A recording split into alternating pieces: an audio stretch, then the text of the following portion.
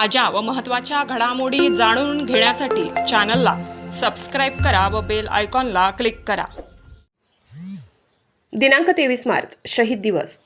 या दिवशी भारतमातेचे वीर सुपुत्र शहीद भगतसिंग, राजगुरू व सुखदेव यांच्या बलिदानाचे स्मरण करण्यासाठी तसेच त्यांच्या पवित्र स्मृतींना श्रद्धांजली अर्पण करण्यासाठी शहीद भगतसिंग सेना मालेगावतर्फे रक्तदान शिबिर कार्यक्रम आयोजित करण्यात आला। यावेळी शहीद भगतसिंग सेनेचे कार्यकर्ते व समस्त देशभक्त उपस्थित होते।